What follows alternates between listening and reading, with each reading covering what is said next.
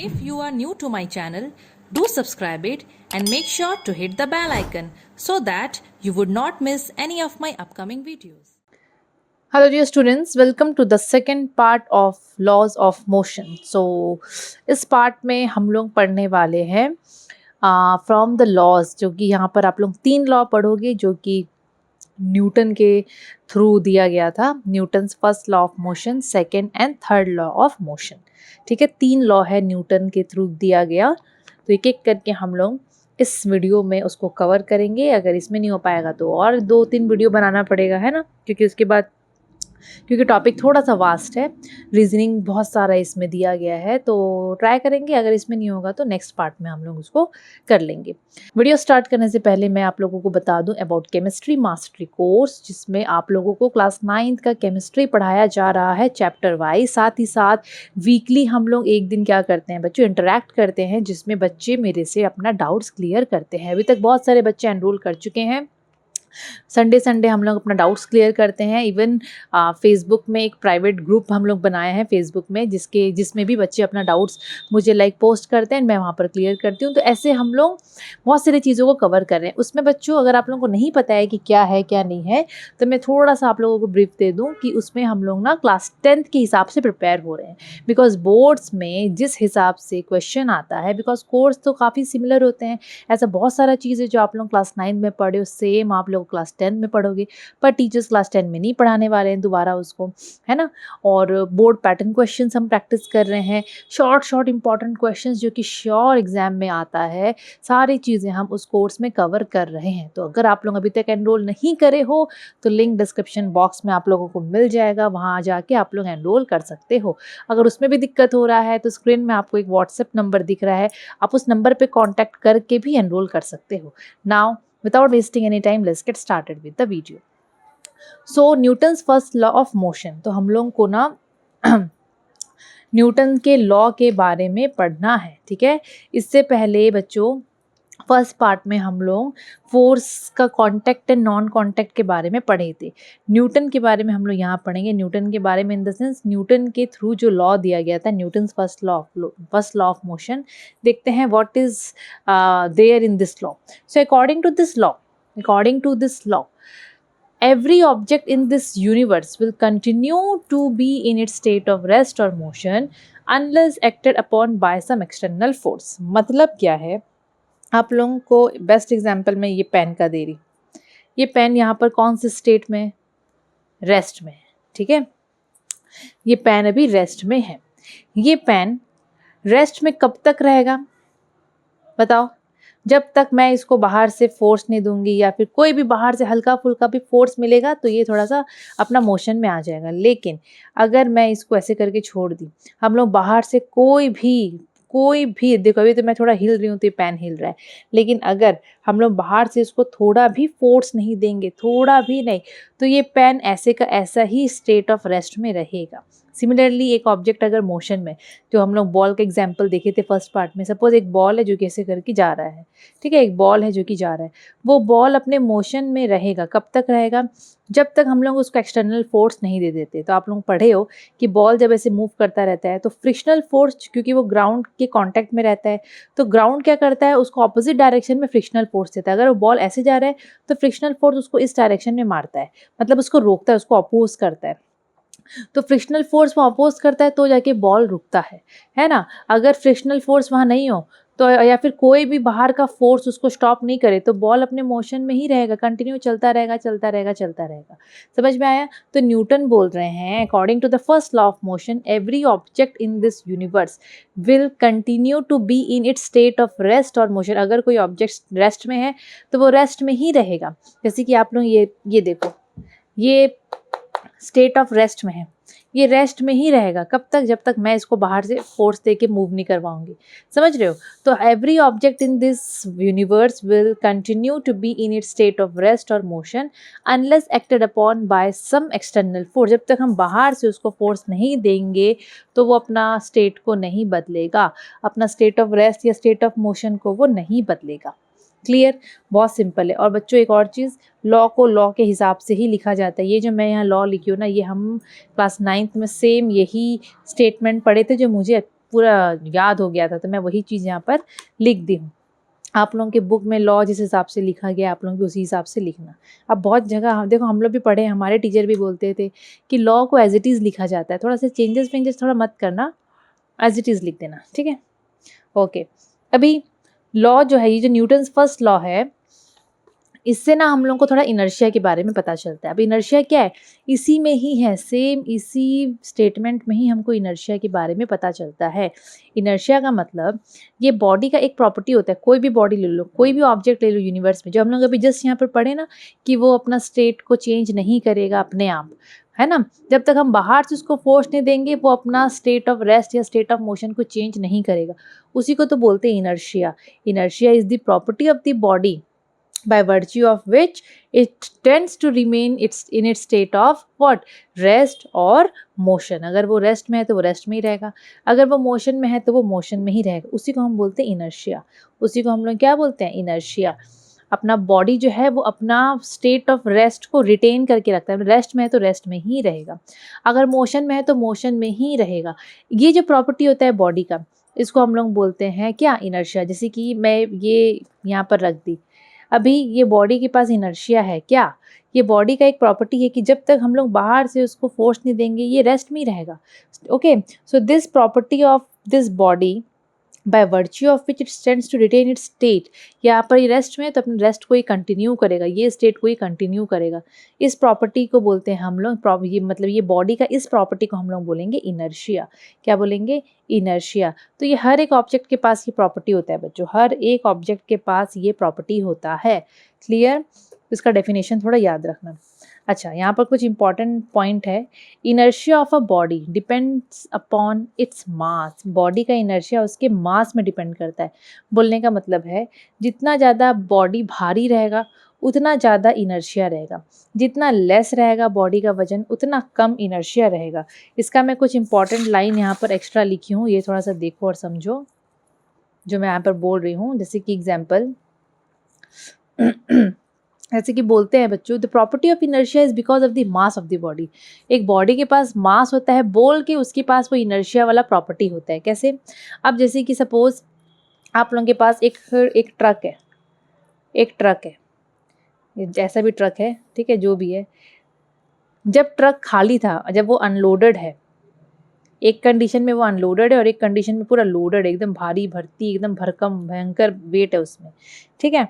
अब मुझे बताओ दोनों में से मास किसका ज़्यादा रहेगा? डेफिनेटली इसका मास ज़्यादा है और इसका मास कम है, ठीक है।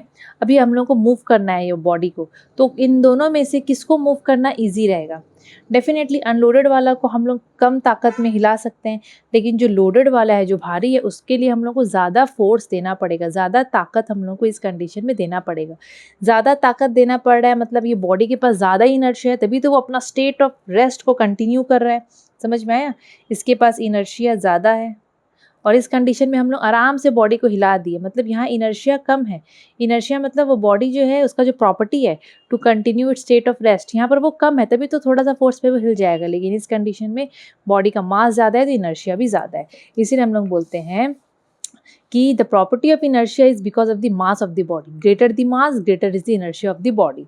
मतलब more the mass of the body, जितना भारी रहेगा बॉडी उतना डिफ़िकल्ट होगा उसको उसके मतलब उसको स्टेट से चेंज करना। अगर रेस्ट में है तो उसको मोशन में लाना बड़ा डिफ़िकल्टी हो जाएगा, लेकिन अगर वो मूव कर रहा है तो उसको रेस्ट में लाना बड़ा मुश्किल हो जाएगा अगर बॉडी का मास ज़्यादा है।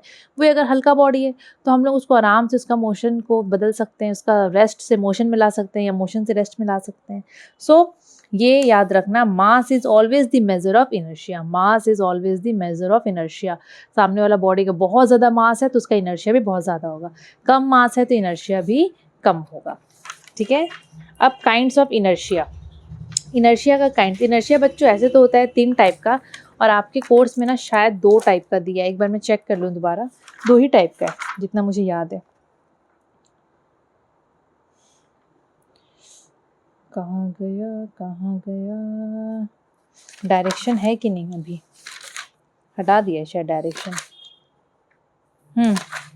नहीं है, 2 टाइप ऐसे। पता है हम लोग 3 टाइप पढ़े थे। इनर्शिया का जो कैटेगरीज है ना वो हम लोग 3 टाइप का पढ़े थे, inertia of rest, motion and direction, but आप लोग में सिर्फ 2 है। So there are basically 2 types of inertia, inertia of rest and inertia of motion. अब इनर्शिया ऑफ रेस्ट मतलब क्या? एक बॉडी का वो प्रॉपर्टी जिसकी वजह से वो अगर रेस्ट में है तो वो रेस्ट में ही रहेगा जब तक हम लोग बाहर से उसको फोर्स नहीं देंगे। समझ में आया? उस प्रॉपर्टी ऑफ बॉडी को हम लोग बोलते हैं इनर्शिया ऑफ रेस्ट। सिर्फ यहाँ पर सिर्फ हमको रेस्ट के बारे में लिखना है, ठीक है। इनर्शिया का डेफिनेशन में हम लोग रेस्ट और मोशन दोनों को इंक्लूड किए थे। इनर्शिया ऑफ रेस्ट में सिर्फ रेस्ट पार्ट लिखेंगे, इनर्शिया ऑफ मोशन में खाली मोशन के बारे में लिखेंगे।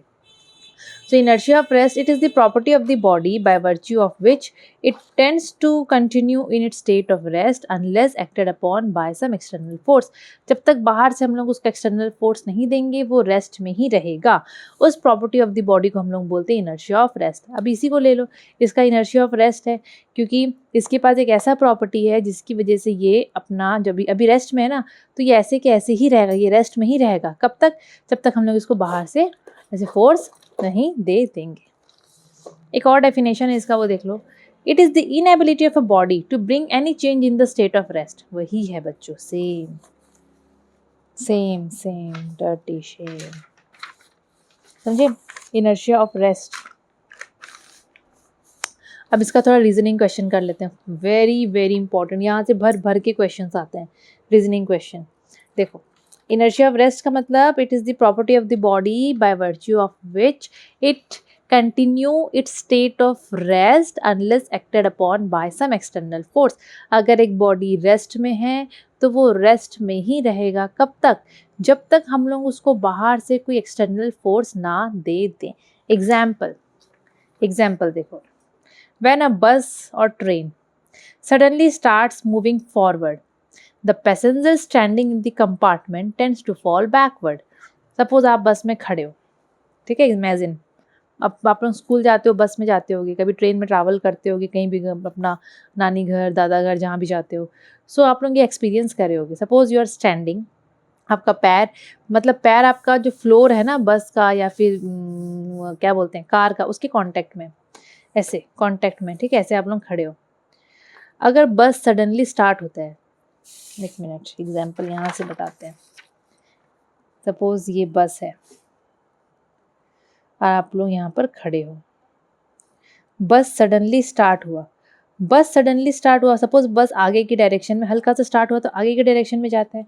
आपका जो पैर है, अभी आप लोग नॉर्मल रेस्ट में थे, आप लोगों का पूरा बॉडी रेस्ट में, ठीक है, अपर बॉडी नीचे का बॉडी सब बॉडी आपका रेस्ट में। आपका पैर जो है वो बस का फ्लोर के साथ कांटेक्ट में है। यहाँ पर बस का जो फ्लोर है उसके साथ आपका पैर कांटेक्ट में है। जब बस आगे बढ़ा तो आपका पैर जो कि कांटेक्ट में है बस के फ्लोर से वो भी आगे बढ़ेगा, है ना। बस आगे बढ़ा मतलब आपका ये लोअर बॉडी आपका आगे बढ़ा, आपका लोअर बॉडी भी ऐसे आगे बढ़ा। लोअर बॉडी आगे बढ़ता है बोल के हम लोगों का ऊपर का जो पार्ट रहता है ना अपर बॉडी, वो पीछे की तरफ घसा मतलब फॉल होता है, क्योंकि हम लोगों का जो लोअर बॉडी था, लोअर बॉडी तो बस के फ्लोर के कांटेक्ट में रहता है। अब बस आगे की तरफ बढ़ा तो हमारा पैर भी आगे की तरफ बढ़ा, लेकिन हमारा अपर बॉडी जो था वो इनर्शिया ऑफ रेस्ट की वजह से वो वहीं का वहीं रह जाता है, ठीक है, इसीलिए वो पीछे चला जाता है और बस का जो हमारा जो लोअर पार्ट है बॉडी का वो आगे की तरफ हो जाता है। इसको और इजीली कैसे समझेंगे? Why does this happen? This is because the upper part of the body of the passengers continues to be at rest due to inertia, while the lower part starts moving along with the bus. Similarly, when a moving bus stops suddenly, the passengers fall forward. This is because the upper part of the body of the passengers continues to move, while the lower part of the body comes to rest along with the bus.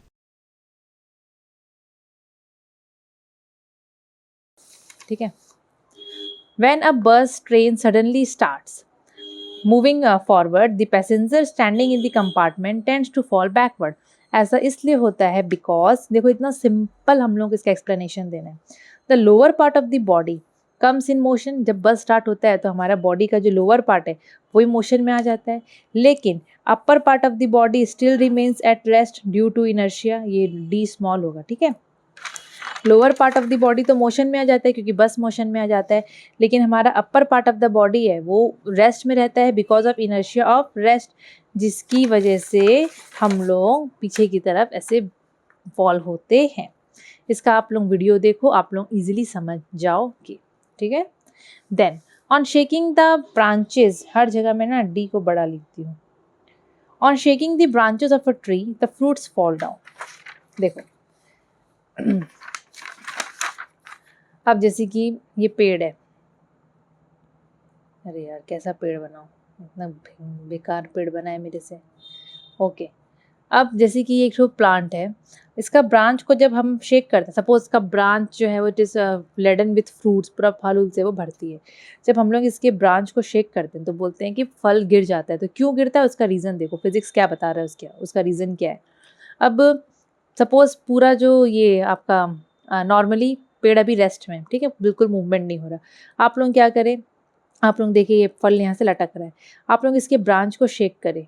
जब हम लोग इसके branch को shake करते हैं तो branch तो motion में आ जाएगा, फट से मोशन में आ जाएगा, बट ये जो फ्रूट है वो इनर्शिया ऑफ अपना रेस्ट मेंटेन कर रहा है। क्योंकि इनर्शिया ऑफ रेस्ट क्या बोलता है, it is the property of the body by virtue of which it tends to be in it state of rest unless acted upon by some external force. जब तक हम बाहर से उसमें फोर्स नहीं डालेंगे वो अपना स्टेट ऑफ रेस्ट को मेंटेन करेगा। तो यहाँ पर हम फोर्स डाले किस में, हम फोर्स डाले ब्रांच में। तो ब्रांच तो भाई मूव कर गया, लेकिन ये जो फ्रूट था वो अपना इनर्शिया ऑफ रेस्ट को मेंटेन कर रहा था। तो ब्रांच जैसे हिला, ये जो फ्रूट था वो ऐसे रेस्ट में था, ये ब्रांच है, ब्रांच हिला, फ्रूट अलग हो गया। समझ में आया। So on shaking the branch of a tree the branches comes in motion. जो ब्रांचेस है वो तो मोशन में आ जाता है, लेकिन जो फ्रूट है वो तो भाई रेस्ट में ही है। क्यों, due to its inertia of rest, इसीलिए वो लोग अलग होके गिर जाते हैं। Clear. Now when a hanging carpet is beaten with a stick, suppose एक कारपेट हैंग कर रहा है, लटक रहा है, और या फिर पर्दा ले लो, कुछ भी आपने एग्जाम्पल कंसिडर कर सकते हो, आप लोग उसको स्टिक से मारे, डस्ट पार्टिकल्स इसमें से बाहर निकलते हैं ना। तो क्यों निकलते हैं ये देखो। अब जैसे कि कारपेट है, अब कारपेट में भयंकर डस्ट से वो भरती है, भयंकर डस्ट से वो भरती है, ठीक है। अभी पूरा रेस्ट में है कारपेट, ठीक है, ओके। जब हम लोग इसको स्टिक से मारेंगे, हम लोग इसको स्टिक से मारे तो पूरा कारपेट आया मोशन में। कारपेट किस में आया, मोशन में आया। कारपेट हिला, लेकिन जो डस्ट पार्टिकल इसमें चिपके हुए थे दे वेयर हैविंग विच प्रॉपर्टी, वो लोगों का इनर्शिया ऑफ रेस्ट है, वो लोग तो भाई अपना मेंटेन करेंगे ना वो प्रॉपर्टी को। So when we beat the carpet with a stick, जब हम लोग स्ट्राइक करेंगे कारपेट को स्टिक के साथ, सो हम जो उसको मार रहे हैं स्टिक से, उसकी वजह से this carpet will come in motion but the dust particles they will remain in rest due to their inertia of rest. इस प्रॉपर्टी की वजह से भाई वो तो रेस्ट में रहेंगे। तो ऐसे सपोज ये ऐसे करके डस्ट चिपके हुए थे, आप लोग मारे कारपेट में। जब आप लोग कारपेट में मारते हो तो कारपेट तो मोशन में आ गया, लेकिन ये लोग रेस्ट में ही रहते हैं, इसलिए ये लोग देखो कारपेट मूव कर गया, ऐसे देखोगे तो डस्ट से कारपेट अलग हो गया, तो हम लोग बोलते हैं कि डस्ट अलग हो गया। तो इसका रीज़न हम कैसे लिखते हैं, तो when a carpet is beaten with a stick the carpet comes in motion, carpet motion में आ जाएगा, लेकिन dust particles they remain at rest due to inertia of rest, due to inertia of rest. So वो लोग अलग हो जाते हैं। बेसिकली इसका यही रीज़न होता है। क्लियर। देन ये तो आप लोगों को शायद एक्सपेरिमेंट स्कूल में करके दिखाया जाएगा।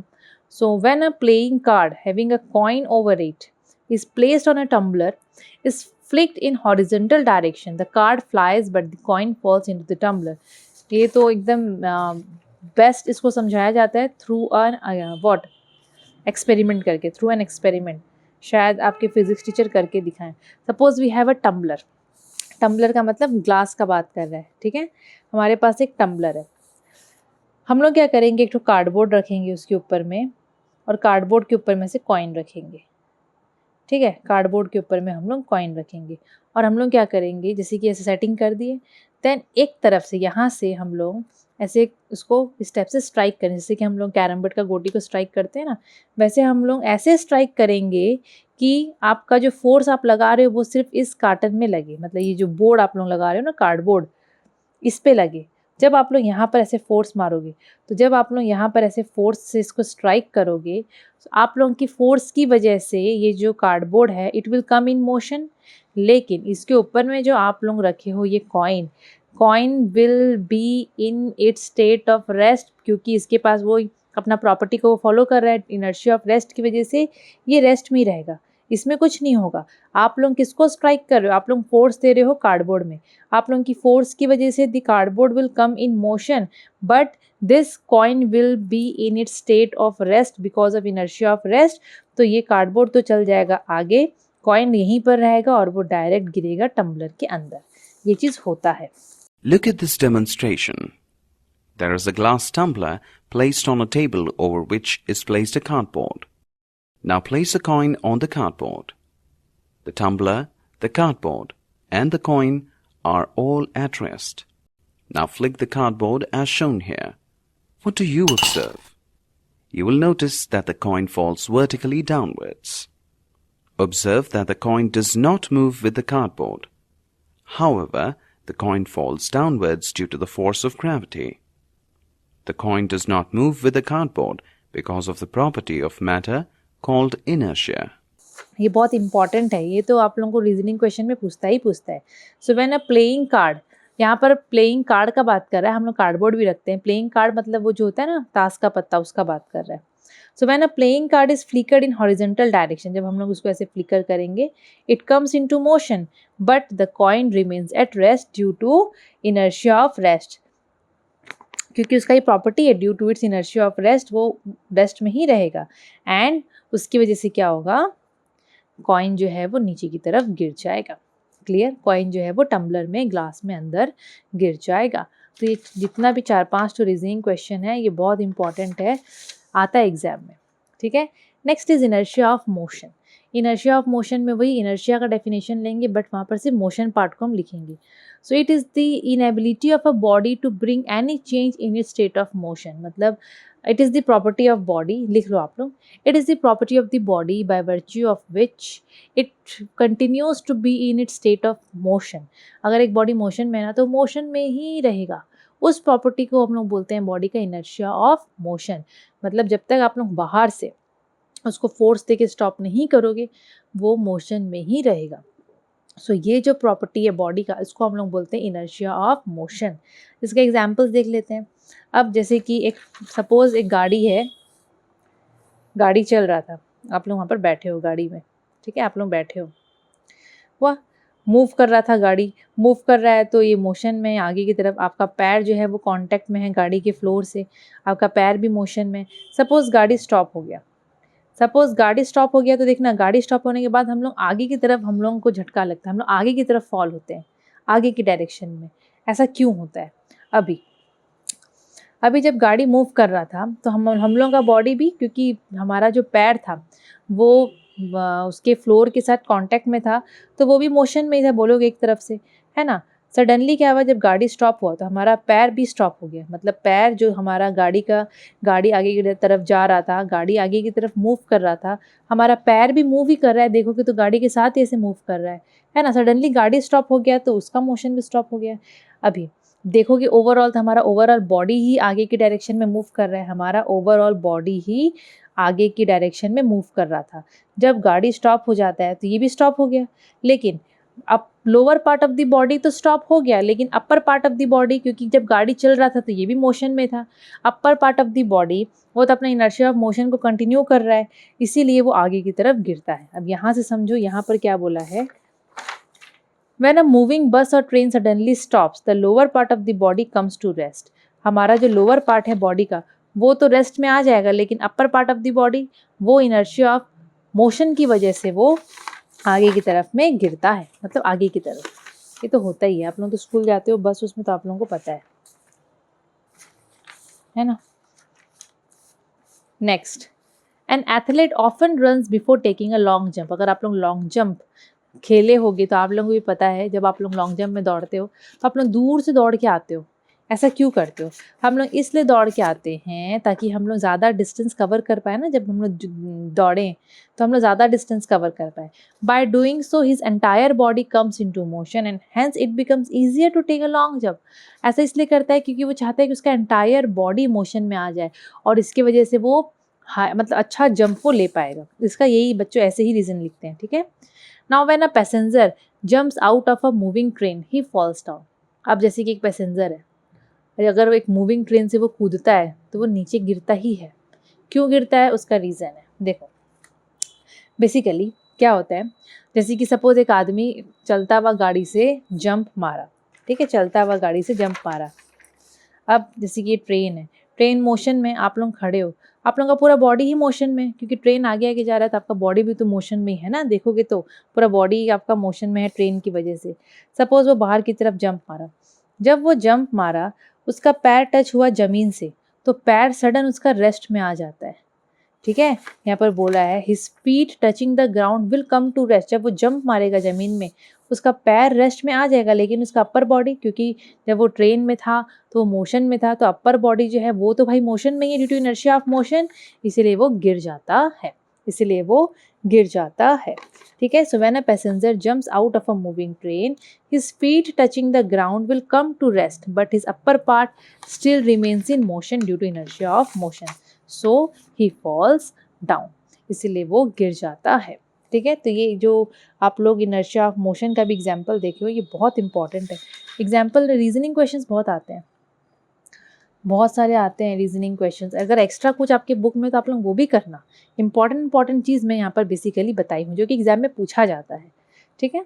अच्छा, नेक्स्ट है Newton second law of motion and linear momentum. आप लोगों की बुक में पहले लीनियर मोमेंटम दिया होगा, फिर Newton second law of motion दिया होगा।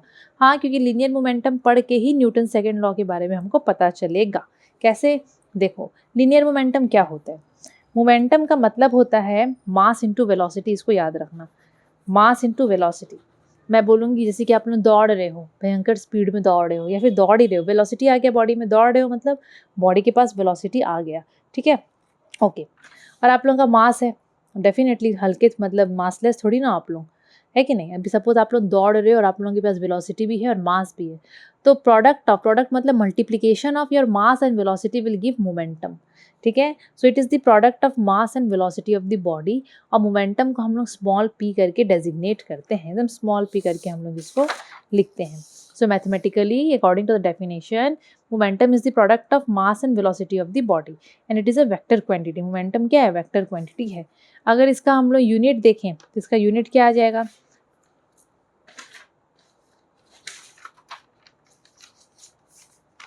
इसका यूनिट क्या आ जाएगा, देखो यूनिट में मास के लिए आ जाएगा केजी, वेलोसिटी का मीटर पर second.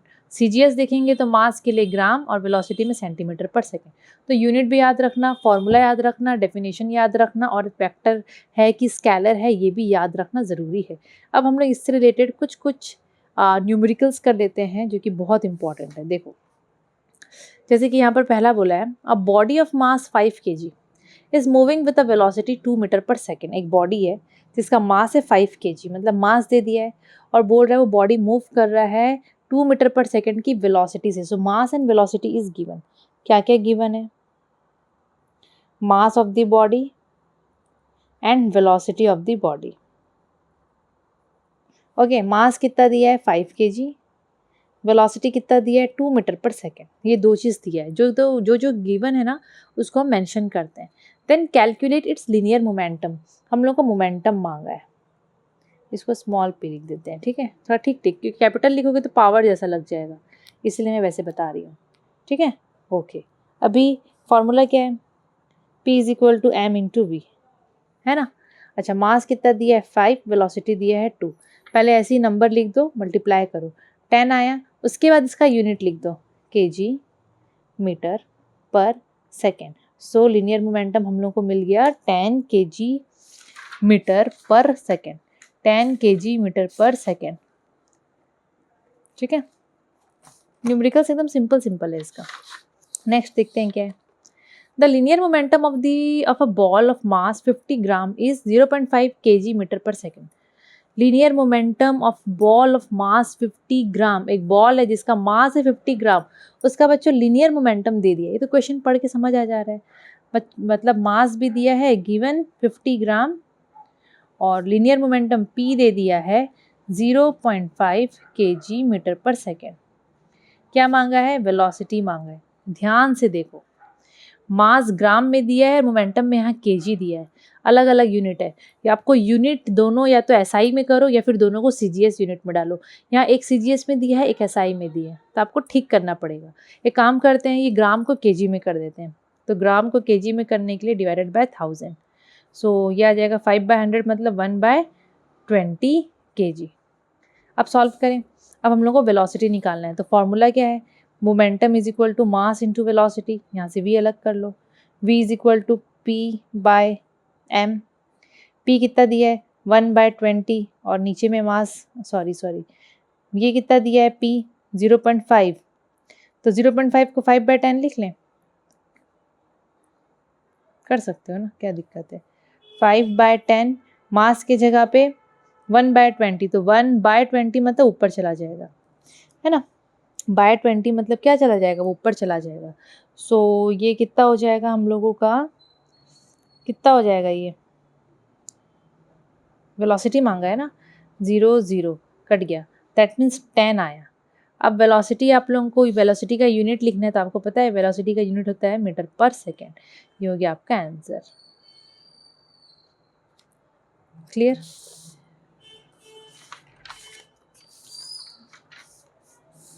Next, a ball of mass 8 gram is moving with a velocity of 50 centimeter per second। ठीक है, देखते हैं। मास दिया है कितना, 8 ग्राम। वेलोसिटी कितना दिया है, 50 सेंटीमीटर पर सेकेंड। पहले जो दिया है उसको लिख लो, पहले दोनों को चेक कर लो, दोनों सीजीएस यूनिट में है कि एसआई में है, तो दोनों बच्चों सीजीएस में चलेगा। मोमेंटम बोल रहा है एसआई यूनिट में निकालो, तो एक काम करते पहले मोमेंटम निकाल लेते हैं, फिर उसको एसआई यूनिट में कन्वर्ट कर लेंगे। या फिर आप लोग एक काम कर सकते हो, यहीं पर ही मास का जो ग्राम है उसको केजी में कर दो, वेलोसिटी वाले को मीटर वाले में कर दो। तो 8 ग्राम मतलब 8/1000, तो केजी हो जाएगा, ये बाद में काटते रहना। और इसको करेंगे तो 50 है, 50 सेंटीमीटर, ये ऐसे है, ये ऐसे दिया है ना, पर सेकेंड।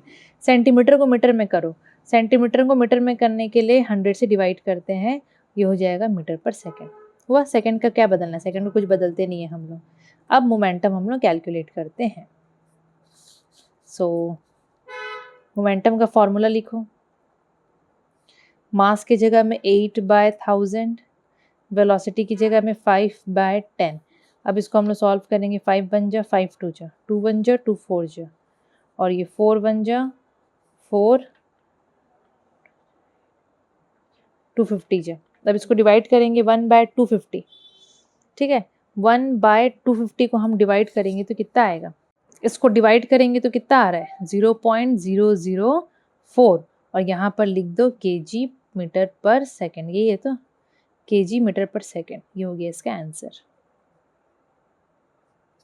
ठीक है, तो मोमेंटम हमको समझ में आ गया, आया। अब मोमेंटम जो चेंज हो रहा है बॉडी का, क्योंकि बॉडी बच्चों अगर मूव कर रहा है, सपोज ये आप हो, ठीक है, आपका मास सपोज है 50 kg और आप एक वेलोसिटी के साथ मूव कर रहे हो। सपोज आप लोग जब गए स्टार्ट किए तो आप लोग 20 मीटर पर सेकेंड की वेलोसिटी के साथ स्टार्ट किए, ठीक है, आप लोग मूव कर रहे हो। टाइम के साथ कुछ समय के बाद आप लोगों का वेलोसिटी बदल के हो गया 50 मीटर पर सेकेंड, मतलब एक सेकेंड में 50 मीटर, मतलब चेंज हो गया, आपकी वेलोसिटी बढ़ गई। लेकिन क्या मास चेंज होता है क्या, नहीं होता है बच्चों मास चेंज, ठीक है, मास तो कांस्टेंट रहेगा बॉडी का, है ना। तो यहाँ पर देखो, हम लोग को पता है मोमेंटम का मतलब मास इंटू वेलोसिटी, मोमेंटम का मतलब मास इंटू वेलोसिटी। यहाँ पर मोमेंटम कितना आएगा 50 इंटू 20, यहाँ पर आएगा 50 इंटू 50, तो ये हो जाएगा 1000, ये हो जाएगा 2500।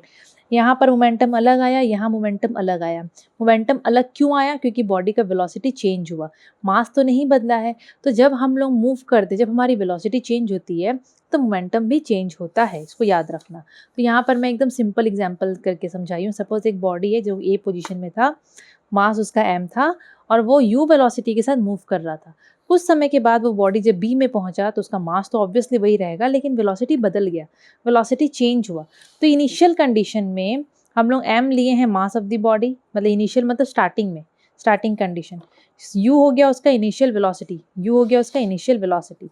तो इनिशियल मोमेंटम मतलब इस कंडीशन में उसका मोमेंटम क्या होगा, जिसको हम pi करके लिखें, mass into u, m into you, mass into velocity, m into you, ठीक है। आफ्टर t सेकेंड्स, कुछ समय के बाद वो बॉडी का वेलोसिटी बदल गया, मास नहीं बदलेगा, मास तो वही रहेगा, लेकिन उसका वेलोसिटी चेंज हो गया, ठीक है। तो फाइनल वेलोसिटी pf करके लिखें, जो कि है final momentum, sorry, m into V, क्योंकि v हो गया उसका velocity.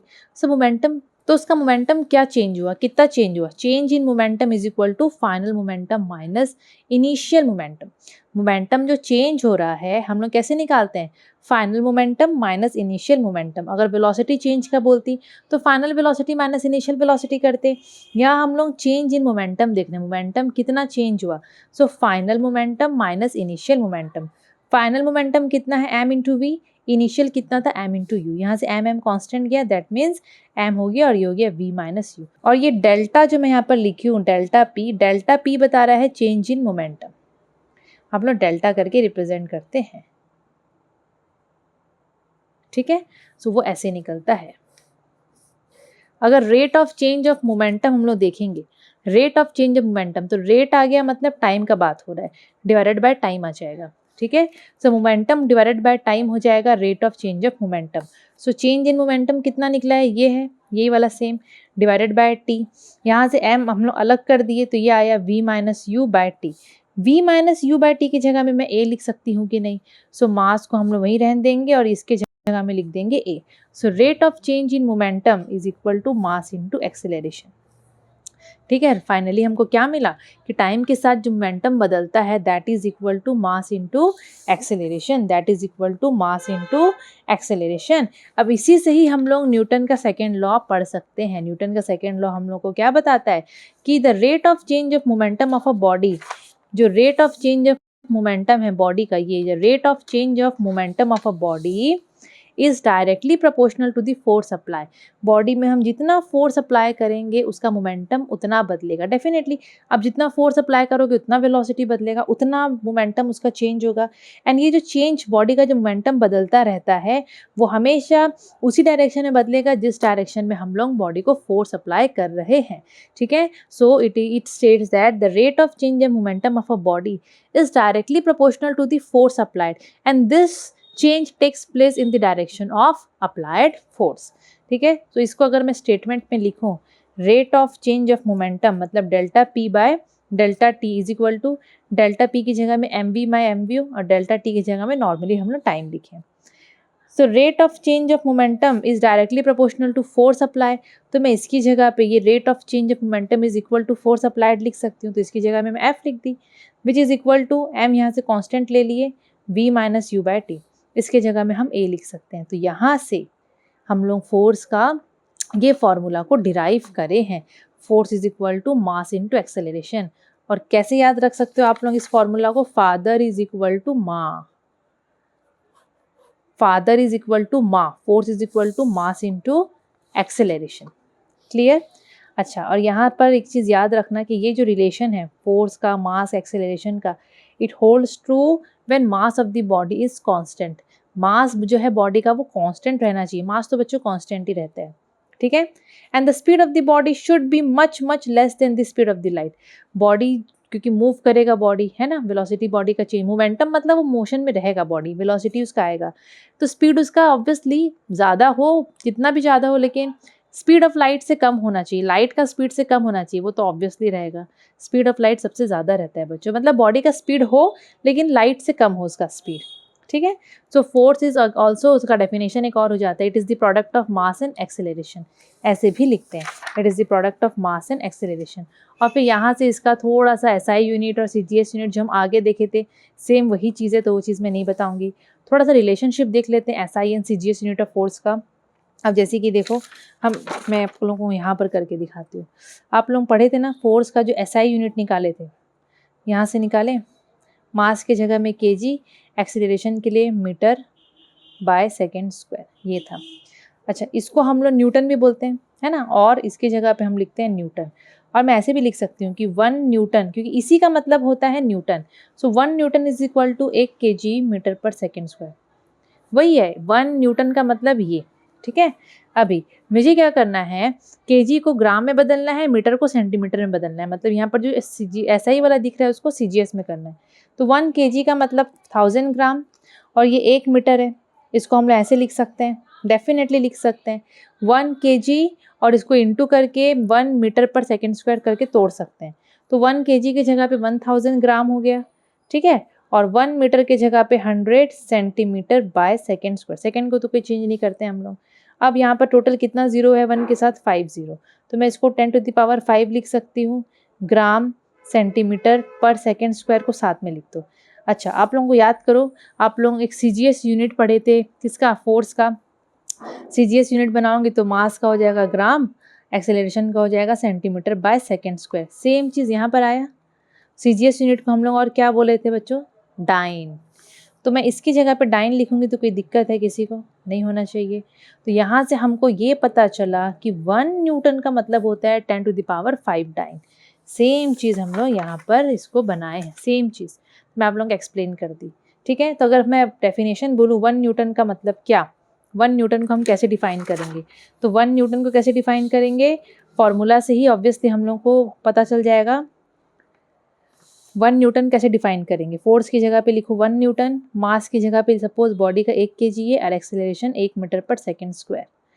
So 1 newton is that force, 1 Newton वो फोर्स होता है जो कि हम जब एक बॉडी में जिसका मास होता है 1 kg, सपोज एक बॉडी है उसका मास है 1 kg, आप लोग उस बॉडी को फोर्स दिए तो बॉडी का एक्सेलरेशन आया, और कितना एक्सेलरेशन आया, 1 मीटर पर सेकेंड स्क्वायर का एक्सेलरेशन आया। तो वहाँ पर जो फोर्स आप अप्लाई करे हो उस फोर्स को हम बोलेंगे 1 न्यूटन।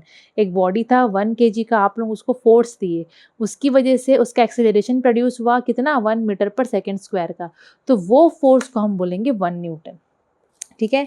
और अगर 1 डाइन का बात करूँ मैं, 1 डाइन को हम कैसे डिफाइन करेंगे, सपोज एक बॉडी है जो कि 1 ग्राम का है, आप लोग उस बॉडी में फोर्स दिए तो वहाँ पर 1 सेंटीमीटर पर सेकेंड का एक्सेलरेशन प्रोड्यूस हुआ, तो उस फोर्स को हम बोलेंगे 1 डाइन। उस फोर्स को हम क्या बोलेंगे बच्चों, 1 डाइन बोलेंगे, ठीक है। उस फोर्स को हम लोग बोलेंगे 1 dyne. So 1 dyne is the force which when acts on a body of mass 1 gram produces an acceleration of 1 centimetre पर सेकेंड स्क्वायर। बहुत सिंपल सा है ये, ठीक है, ये सब आता है, बहुत बेसिक चीज़ है, अप टू द पॉइंट में नोट्स बनाई हूँ आप लोगों के लिए, ठीक है। अब हम लोग इसका कुछ न्यूमेरिकल्स देख लेंगे।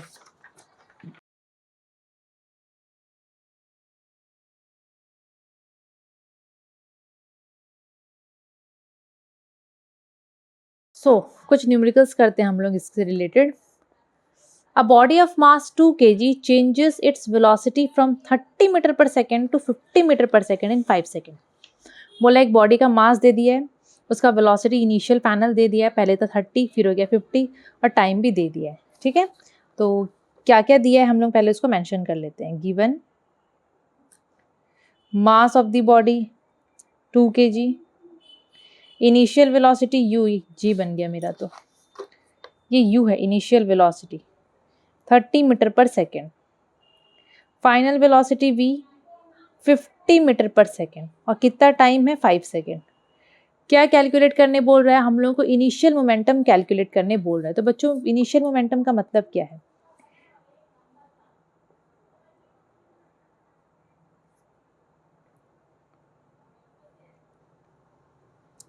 इनिशियल मोमेंटम मतलब बॉडी का स्टार्टिंग में क्या मोमेंटम था।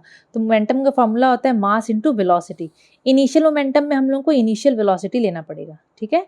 सो 2 × 30, और एक चीज़ सबका यूनिट भी देख लो कि सब SI यूनिट में है, तो है ना, सब है। ये हो जाएगा बच्चों 60 मीटर, मोमेंटम है ना 60 kg मीटर पर सेकेंड, ठीक है। दूसरा में बोल रहा है फाइनल मोमेंटम निकालो। सो फाइनल मोमेंटम निकालने के लिए again formula mass into velocity, तो mass into velocity, final velocity v लगेगा, तो मास है 2 और वेलोसिटी कितना है फाइनल 50, ये हो जाएगा 100 kg पर metre second, metre per second. तो देखो वेलोसिटी मोमेंटम बॉडी का बदलता है, क्यों बदला है, क्योंकि वेलोसिटी बॉडी का बदल रहा है। अभी चेंज इन मोमेंटम, तो चेंज इन मोमेंटम लिखेंगे हम लोग, क्या फॉर्मूला है, फाइनल माइनस इनिशियल मोमेंटम, है ना, final momentum minus initial momentum, तो यहाँ पर लिखना पड़ेगा फाइनल मोमेंटम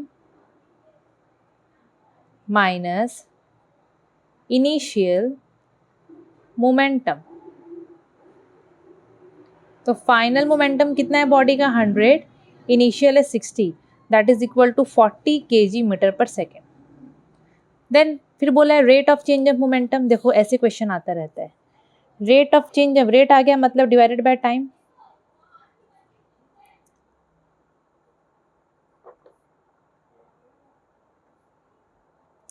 फॉर्मूला क्या है, change in momentum by time, है ना। बस फॉर्मूला आप लोगों को याद रखना है।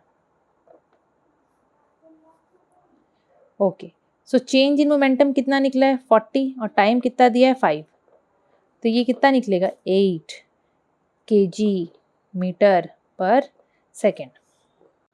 Okay, so rate of change in momentum का क्या आएगा बच्चों, ये पर सेकेंड स्क्वायर आएगा। क्यों, क्योंकि यहाँ पर मोमेंटम का हम लोग 40 kg मीटर पर सेकेंड अगर लिखेंगे ऐसे, तो नीचे में 5 सेकेंड एक और सेकेंड आ गया, तो डेफिनेटली ये आएगा, ठीक है। और लास्ट में क्या बोल रहा है, द फोर्स अप्लाइड, तो फोर्स अप्लाइड क्या आएगा, rate of change of momentum ही तो होता है फोर्स अप्लाइड, है कि नहीं। Rate of change of momentum आप लोग यहाँ पढ़े हो, rate of change of momentum को ही हम लोग बोलते हैं फोर्स अप्लाइड। कहाँ गया, कहीं तो पढ़े, तो ये रहा, rate of change of momentum को हम लोग बोलते हैं फोर्स अप्लाइड। तभी तो ये इसके जगह में एफ आ जाएगा, F is equal to M A आ जाएगा। क्लियर। सो इसको भी एक बार हम लोग यहाँ पर लिख लेते हैं। सो फोर्स अप्लाइड जो लास्ट बीट में मांगा है, that is equal to rate of change of momentum. तो यहाँ पर ऐसे लिख सकते हो, force applied is equal to rate of change of momentum. और ये जो यहाँ पर आंसर निकला है सेम इसको यहाँ पर छाप दो, हो गया। तो इस टाइप से बीट वाइज हम लोग को न्यूमेरिकल्स पूछा जाता है, आएगा डेफिनेटली इस टाइप का क्वेश्चन आएगा।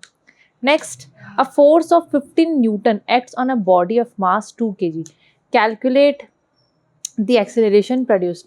ओके, सो क्या दिया है यहाँ पर, उसको थोड़ा मेंशन कर देते हैं। फोर्स दिया है 15 न्यूटन, जो कि एक बॉडी है जिसका मास है 2 kg, उस पर एक्ट हो रहा है। हम लोग को कैलकुलेट करना एक्सेलरेशन प्रोड्यूस। तो डेफिनेटली हम लोगों के पास एक बहुत सिंपल सा फॉर्मूला है, F is equal to M A. तो यहाँ से ए निकाल लेंगे एफ बाय एम, तो बस ए की जगह में 15, एम की जगह में 2, तो ये हो जाएगा 7.5। डिवाइड करना आप लोग 7.5, एक्सेलरेशन का क्या होता है मीटर पर सेकेंड स्क्वायर। और यहाँ भी चेक कर लेना, दोनों यूनिट बच्चों एसआई में है या फिर सीजीएस में है, दोनों मतलब सेम होना चाहिए। Okay, then calculate the magnitude of force which when applied on a body of mass 0.5 kg produces an acceleration of 5 metre per second square. मतलब हम लोग को यहाँ पर फोर्स निकालने बोल रहा है which when applied on a body of mass 0.5 kg, मतलब मास दे दिया है 0.5 kg एक बॉडी में, उसका एक्सेलरेशन भी कितना प्रोड्यूस हुआ है 5 मीटर पर सेकेंड स्क्वायर। हम लोग को फोर्स निकालने बोल रहा है। तो again F is equal to M A, M की जगह पे 0.5, तो मैं इसको 5/10 लिख ले रही हूँ। ए की जगह में 5 है ना, 5 पर ये 5 2 जा 5/2 मतलब 2.5, डिवाइड करोगे 2.5 आएगा। न्यूटन लिख दो डायरेक्ट, बिकॉज फोर्स मांगा है तो न्यूटन लिख दो, तो ये हो गया आपका 2.5 न्यूटन, एकदम simple. A force of 10 Newton acts on a body of mass 2 kg for 3 second initially at rest. एक बॉडी है, इनिशियली रेस्ट में था एक बॉडी, मतलब उसका इनिशियल वेलोसिटी है 0, उसमें फोर्स लगा है 10 न्यूटन का, which acts on a body of mass 2 kg। Body है जिसका मास है 2 kg, उसमें 10 न्यूटन का फोर्स लगा है फॉर 3 सेकेंड्स, टाइम भी दे दिया है। तो आप लोग पढ़ोगे, समझोगे क्या क्या दिया, उसको लिखोगे। Then calculate the velocity acquired by the body. वो बॉडी क्या वेलोसिटी एक्वायर किया है हम लोगों को यहाँ पर निकालना है। वेलोसिटी क्या एक्वायर किया, मतलब हम लोगों को यहाँ पर v मांग रहा है, v। तो बच्चों यहाँ पर हम लोग को वेलोसिटी कैसे मिलेगा, एक फॉर्मूला है। देखो ये फॉर्मूला है ना, F is equal to M A. यहाँ से एक काम करो, पहले A निकाल दो, फिर आप लोग V निकाल सकते हो। तो पहले मैं A निकाल दी F बाय एम, ठीक है, यहाँ का फॉर्मूला से, तो मेरा निकला 5 metre per second square, A निकल गया। अब आप लोग एक्सेलरेशन का फॉर्मूला डालो, V minus U by T, मतलब यहाँ से आप लोगों को V निकालना है।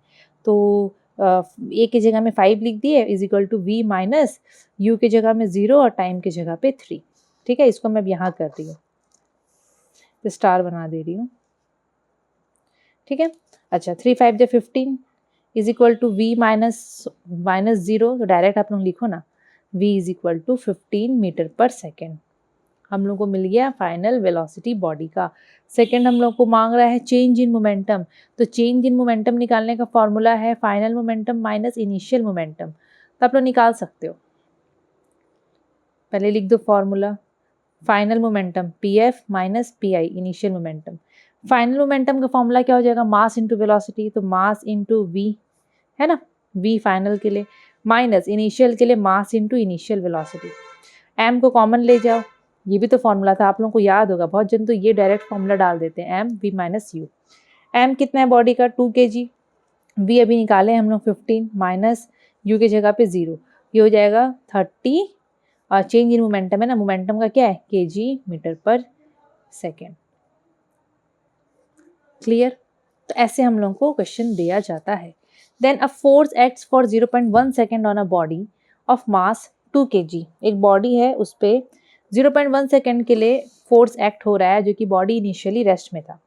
Given initial velocity of the body is equal to 0, mass of the body 2 kg, force 0.1 second के लिए बॉडी में लग रहा है।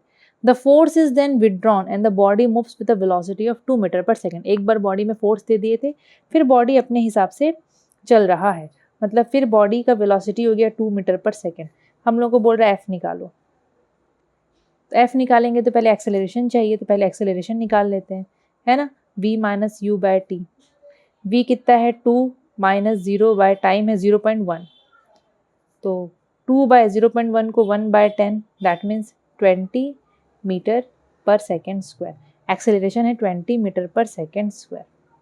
अब फोर्स निकाल सकते हैं हम लोग, F is equal to M A, M के जगह पे लिखो 2, ए के जगह पे लिखो 20, दैट मीन्स 40, और डायरेक्ट यहाँ पर लिख दो न्यूटन। क्लियर, बहुत सिंपल है, मैं पीछे जगह छोड़ी थी पर मैं बनाई नहीं वहाँ पर।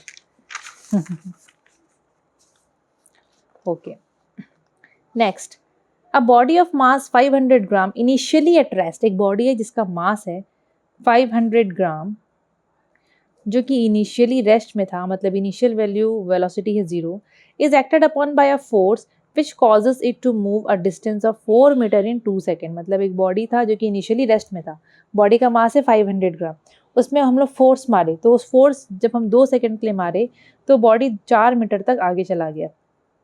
ठीक है, तो हम लोग को बोल रहा है एफ निकालो फोर्स। तो बच्चों फोर्स निकालेंगे तो फॉर्मूला है मास इंटू एक्सेलरेशन। हम लोग के पास मास है पर एक्सेलरेशन है नहीं है, एक्सेलरेशन निकालेंगे हम लोग यहाँ पर जो इक्वेशन ऑफ मोशन था ना उससे यूज़ करके, तो हमारे पास एस भी दिया है यहाँ पर, तो एक काम करते हैं, ये फॉर्मूला डालते हैं, U T plus half A T square, याद आया, यहाँ से हम लोग ए निकाल लेंगे। तो एस की जगह पे दिया है 4, यू है भाई 0, तो 0 इंटू टी, तो भाई 0 ही छोड़ दो, हाफ एक्सेलरेशन हम लोग को पता नहीं है, टाइम की जगह में 2 का स्क्वायर मतलब 4, 2 1 जो 2, 2 2 जो 4, ए निकलेगा 4/2, that means 2 metre per second square, ये होगी एक्सेलरेशन। ठीक है, ये आंसर नहीं है, मैं आंसर लिख दी। अब हम लोग को फोर्स निकालना है, तो आराम से निकाल लोगे, एम इंटू ए, तो मास है 500 ग्राम। देखो बच्चों सब चीज़ SI यूनिट में दिया है, ये ग्राम में दिया है, तो 500/1000, तो ये हो जाएगा 1/2 kg, हाफ kg। ठीक है, तो मास की जगह में लिखो हाफ, एक्सेलरेशन की जगह में लिखो 2, तो फोर्स मेरा आया 1 न्यूटन। सिंपल है, सिंपल, कितना सारा न्यूमेरिकल्स कर रहे हैं हम लोग, देख रहे हो। तो ये क्वेश्चन आप लोग खुद से करना, ठीक है, खुद से करना, नहीं आने से मैं बताऊंगी। अभी हम लोग थोड़ा ग्राफ देख लेते हैं, क्योंकि F is equal to M A पढ़े हैं, तो उससे रिलेटेड थोड़ा ग्राफ भी देख लेते हैं। ठीक है, सो बच्चों if mass of the body is constant, क्योंकि फॉर्मूला ये है हमारे पास, F is equal to mass into acceleration. देखोगे ना तो मास तो चलो बॉडी का कांस्टेंट रहता है, ठीक है, मास नॉर्मली कांस्टेंट रहता है, तो फोर्स और एक्सेलरेशन दोनों सामने सामने इक्वल्स टू के, that means they have direct relationship. Definitely आप लोग जितना फोर्स मारोगे ना एक्सेलरेशन उतना बढ़ेगा, सो डायरेक्टली रिलेशनशिप है, दोनों डायरेक्ट एक दूसरे से रिलेटेड है, तो हम लोगों को ऐसे स्ट्रेट लाइन मिलेगा। यहाँ भी, यहाँ एक्सेलरेशन ले लिए, यहाँ फोर्स ले लिए, यहाँ उल्टा ले लिए, तो भी स्ट्रेट मिलेगा बिकॉज एम इज कांस्टेंट। लेकिन अगर फोर्स कांस्टेंट है, ठीक है, मास सपोज बॉडी का चेंज हो रहा है, अलग अलग मास के साथ आप काम कर रहे हो, लेकिन फोर्स कांस्टेंट है, फोर्स आपने वही फोर्स अप्लाई कर रहे हो, तो वहाँ पर मतलब इनवर्स रिलेशन आता है। अगर मास बॉडी का ज़्यादा है तो एक्सेलरेशन कम हो जाएगा, अगर मास कम है तो एक्सेलरेशन ज़्यादा हो जाएगा। तो इस टाइप का आपको एक ठो लाइन मिलेगा, ये रिप्रेजेंट करता है inverse relationship. If F is constant, मतलब आपको सिर्फ यहाँ पर इतना ही याद रखना है, ज़्यादा नहीं, सिर्फ इतना ही याद रखना है, बिकॉज कोर्स में यही है।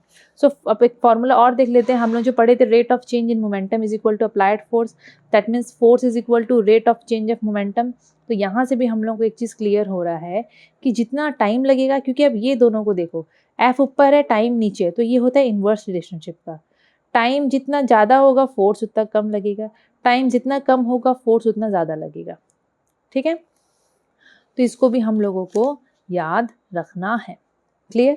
Now Newton's third law of motion, तो हम लोग न्यूटन्स थर्ड लॉ भी इसी में कर लेते हैं, चैप्टर खत्म हो जाएगा, ठीक है। So according to this law every action has an equal and opposite reaction. Obviously आपको अगर कोई थप्पड़ मारेगा, आप भी तो भाई रिएक्शन दोगे ना, पलट के आप भी लगाओगे, है ना। So according to this law every action has an equal and opposite reaction. ये चीज़ याद रखना है कि जो लॉ है ना, ये लाइन, ये बहुत इंपॉर्टेंट है, इसको हम लोगों को याद रखना है कि every action has an equal and opposite reaction.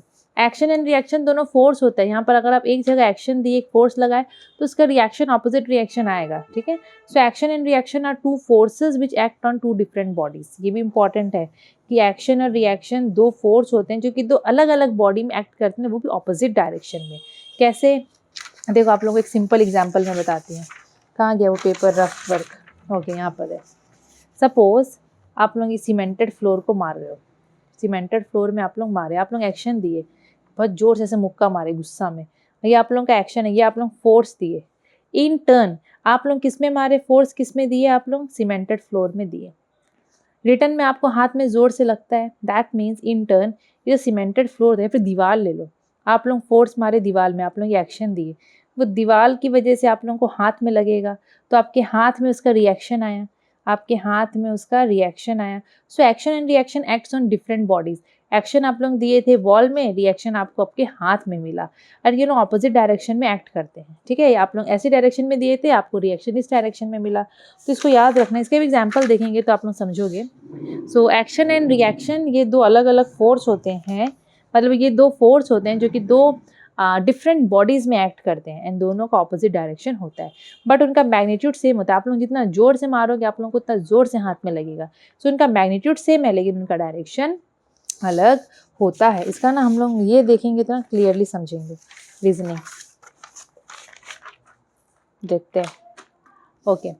अब यहाँ देखो, there are two bodies A and B, ठीक है। एक्शन एंड रिएक्शन यहाँ पर हम लोग बात कर रहे हैं। यहाँ पर हम लोग पढ़े हैं कि action and reaction are two forces जो कि दो अलग अलग बॉडी में काम करते हैं, मैग्नीट्यूड सेम होता है और डायरेक्शन ऑपोजिट होता है। सो सपोज ये जो बॉडी है ए, ये बी में फोर्स लगा रहा है, और ये बी बॉडी एफ में ए में फोर्स लगा रहा है। मैं यहाँ पर लिखूँ F B A, that means force exerted on B due to A. A जो है वो बी के ऊपर फोर्स लगा रहा है। यहाँ पर एफ ए बी लिखूँ, force exerted on E due to B, ठीक है। दोनों का मैग्नीट्यूड सेम है, सो जितना फोर्स, अगर ये 10 न्यूटन मारा है तो ये भी 10 न्यूटन मारेगा। दोनों का मैग्नीट्यूड सेम है, बट दोनों का डायरेक्शन ऑपोजिट है। अगर यहाँ पर आप लोग इसको इधर लेके आओगे तो this is equal to plus ये is equal to 0, that means यहाँ पर नेट फोर्स 0 होता है। नेट फोर्स जो होता है वो 0 होता है, ठीक है। नाउ अभी इसका रीजनिंग क्वेश्चन देखो जो कि बहुत इंपॉर्टेंट है।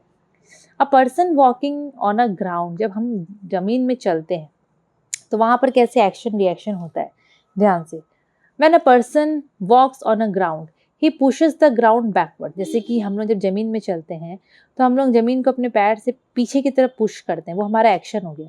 इन टर्न हमको क्या मिलता है, हम आगे की तरफ मूव करते हैं, तो ग्राउंड हमको आगे की तरफ पुश करता है। मतलब आप लोग एक्शन दिए थे बैकवर्ड डायरेक्शन में ज़मीन की तरफ, ज़मीन आपको फॉरवर्ड डायरेक्शन की तरफ मूव कराया, ठीक है।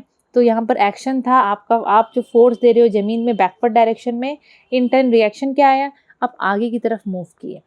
अ swimmer swims in a river, swimmer जब रिवर में स्विम करता है तो वो क्या करता है, अपने हाथ से पानी को पीछे की तरफ ऐसे पुश करता है, ये उसका एक्शन हुआ।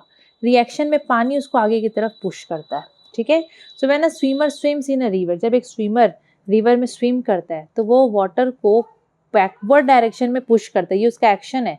वाटर क्या करता है इन टर्न, उसको आगे की तरफ भेजता है, तो वो हो गया reaction. Motion of a boat, boat का मोशन, ये तो पूरा मिटाना था, मिटा नहीं क्या? ओके, पानी में जो बोट का मोशन होता है यहाँ पर उसका बात कर रहा है, ठीक है। So when a boatman sails his boat in a river, जैसे ये बोटमैन लोग अपना जब नदी में नाव चलता है ना, तो बोटमैन देखना क्या करता है बच्चों, बोटमैन बेसिकली ये है बोटमैन, ठीक है। ये क्या करता है, पानी को पीछे की तरफ ढकेलता है, ये एक्शन दे रहा है, पानी को पीछे की तरफ ढकेल रहा है बैकवर्ड डायरेक्शन में। इन टर्न पानी इस बोट को आगे की डायरेक्शन में ढकेलता है, वो उसका होता है रिएक्शन। वो जितना फोर्स से पानी को पीछे की तरफ ढकेलेगा उतना फोर्स से वो आगे जाएगा। तो एक्शन रिएक्शन दो अलग अलग बॉडी में काम करते हैं, है ना। यहाँ भी मैं सेम लिखी हूँ। When a boatman sails his boat in a river he pushes water backward by his oar, water in turn pushes the boat forward. देखो कितना सिंपल तरीके से इसका रीजनिंग क्वेश्चन है। Then recoiling of a gun during fire, जब बंदूक चलाते हैं, ठीक है, तमंचा, तो उस वक्त क्या होता है, आप लोग बंदूक चलाए, आपका बुलेट आगे गया लेकिन आपका बंदूक पीछे आता है, रिकॉइल होता है ना। So when the trigger of a coin is pressed, gun exerts force on the bullet, वो होता है एक्शन। जब हम ट्रिगर दबाते हैं तो जो गन होता है ना, वो बुलेट पे फोर्स एक्सर्ट करता है, तो बुलेट जाता है आगे की तरफ, लेकिन जो बुलेट है वो हो गया एक्शन। जो बुलेट है वो इक्वल एंड ऑपोजिट डायरेक्शन में फोर्स अप्लाई करता है, इसीलिए गन रिकॉइल हो जाता है पीछे की तरफ। Rocket propulsion in upward direction, जब ऊपर की तरफ रॉकेट जाता है तो वहाँ पर क्या होता है, अब बच्चों जो फ्यूल होता है वो तो जलेगा, तभी तो रॉकेट आगे की तरफ मूव करता है ना। So when the fuel in the tank of rocket is burned, hot gases are release. Definitely rocket से पीछे से हॉट गैसेज बाहर आते हैं, ठीक है, ऐसे हॉट गैसेज बाहर आते हैं। जब फ्यूल जलता है तो हॉट गैसेज बाहर आते हैं, ये एक्शन हो जाता है। यहाँ पर ये क्या हो जाता है, एक्शन हो जाता है। The outgoing gases in turn exert equal and opposite force on the rocket। अब ये जो outgoing gases है, ये gases क्या करते हैं, मतलब opposite direction में रॉकेट को फोर्स देते हैं, जिसकी वजह से रॉकेट एकदम आगे की तरफ बढ़ता है, ठीक है। तो ये होता है रिएक्शन। एक्शन होता है, वो फ्यूल जलता है तो गैस बाहर की तरफ आता है, गरम गरम गैसेस, वो हो गया एक्शन। वो लोग इक्वल मतलब ऑपोजिट डायरेक्शन में इक्वल फोर्स के साथ मारते हैं रॉकेट को, तो वो आगे की तरफ बढ़ता है। सबके पीछे साइंस है। Then catching a ball, ball को जो हम कैच करते हैं। When a player catches the ball, the ball exerts a force on the palm of the cricketer। जब एक प्लेयर बॉल को कैच करता है तो बॉल जो है वो प्लेयर के हाथ में फोर्स एक्सर्ट करता है, ठीक है। बॉल की वजह से उस प्लेयर के हाथ में लगता है, फोर्स एक्सर्ट करता है, हो गया एक्शन। रिएक्शन में क्या होता है, प्लेयर उतना ही फोर्स एक्सर्ट करके बॉल को रोकता है, स्टॉप करता है, तो वो हो जाता है रिएक्शन, ठीक है। So when a player catches the ball exerts a force on the palm of the cricketer, वो हो गया एक्शन। प्लेयर एक्सर्ट करता है equal and opposite force on the ball to stop it, वो हो गया reaction. Now motion of a boat away from the shore, shore मतलब होता है किनारा। अब जब बोटमैन लोग किनारे से अपना बोट को निकालते हैं ना, नदी में डालते हैं, ठीक है, तो बेसिकली जो बोटमैन होते हैं वो लोग शोर को अपने ओर से पुश करते हैं, अपना चप्पू जो हाथ में रहता है उससे वो लोग धक्का मारते हैं, तो एक्शन देते हैं। तो जो शोर जो है वो बोटमैन को, मतलब बोट को, वो आगे की तरफ धक्का दे के आगे की तरफ निकाल देता है। So boatman pushes the shore with his oar, shore क्या करता है, बोटमैन को बोट के साथ शोर से दूर भेज देता है, मतलब इक्वल एंड ऑपोजिट फोर्स देके वो रिएक्शन देता है, ठीक है, वो रिएक्शन देता है।